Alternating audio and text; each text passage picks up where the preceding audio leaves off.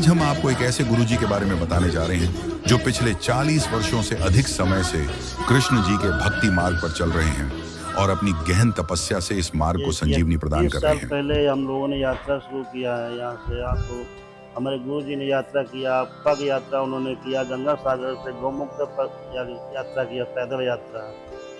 वहाँ उन्होंने 4-5 साल रहे, पूरा यमुनोत्री, गंगोत्री, बद्रीनाथ, केदारनाथ पैदल यात्रा उन्होंने किया। उसके बाद 4 साल के बाद फिर उन्होंने वहाँ से पैदल यात्रा करते हुए वो हरिद्वार, गढ़मुक्तेश्वर होते वहाँ चातुर्मास बिता रहे थे।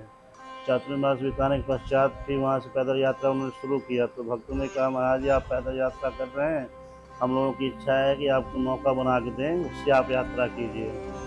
तो वहाँ पे भक्तों ने नौका बना के दिया, फिर उससे उन्होंने यात्रा किया। उन्होंने कहा मुझे चलाना नहीं आता तो मैं भक्त भी दूंगा आपको चलाने के लिए। उन्होंने भक्त भी दिया चलाने के लिए। 1 साल 1 महीना उन्होंने उससे सीख लिया, उस चक्कू चलाना वगैरह, तो भक्त को वापस कर दिया। फिर उसके पश्चात मेरा मिलन हुआ आपको बिठूर है एक स्थान कानपुर के आगे, वहाँ पे। उसके बाद नहीं मिला, एक और भाई थे, 3 लोगों ने थे, हम लोग नौका में यात्रा करते रहे भाई के साथ में। तीनों लोगों ने साथ में 2 भाई गुरु जी यात्रा करते करते हम लोग गंगा सागर सभी ये प्रयागराज होते हुए काशी जो भी आता है सब, इस तरह से गोमती नदी आता है, आपको छपरा आता है, सरयू नदी का संगम आता है, सारी नदियों का संगम आते हुए कुंभ भी आया बीच में, पड़ाव जो है नदी में ही चलते रहे। जी।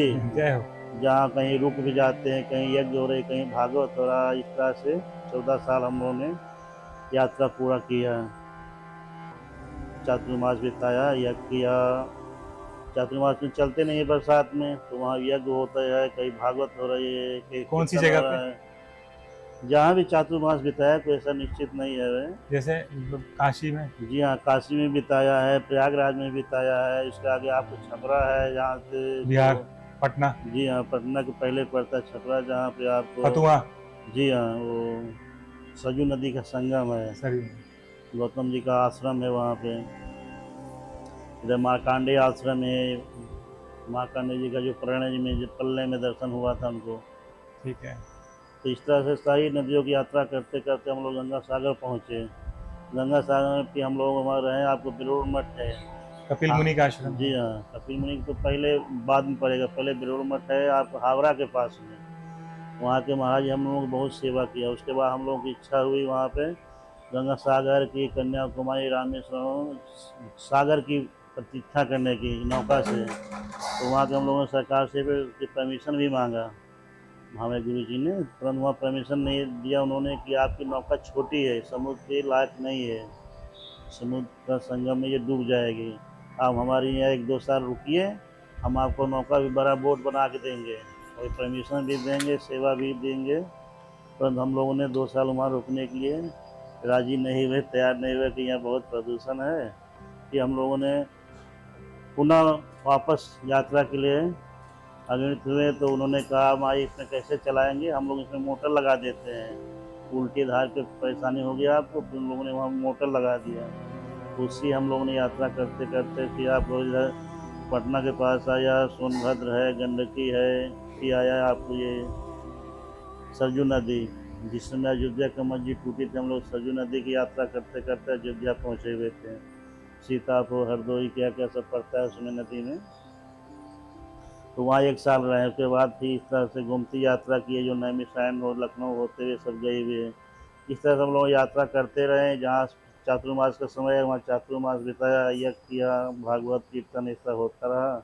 इस तरह से 14 साल हम लोग की यात्रा में बीत गया। लास्ट में जमुना जी में आए हुए हैं। जय हो। ठाकुर जी ने फिर यहीं रख लिया हम लोगों को सेवा में। तो फिर हम लोग नौका यहाँ ले आए, इसको ट्रेन से उठा करके, जब से 30 साल लगभग हो गया इसको यहाँ।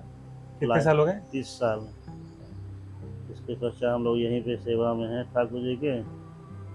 अब लोग 80 में आ गए होंगे, 1980 में। जी हाँ।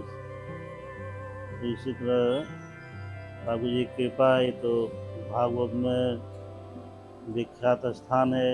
हम लोगों का कोई पुण्य जन्म का प्रारब्ध है, सेवा ठाकुर जी की हुई होगी, जब ठाकुर जी ने सेवा में फिर लिया मुझे। इसी माध्यम से आप लोगों के भी दर्शन होते रहते हैं, भक्तों के भी सेवा का भी अवसर थोड़ा मिल जाता है। भगवा भारत का आध्यात्मिक द्वार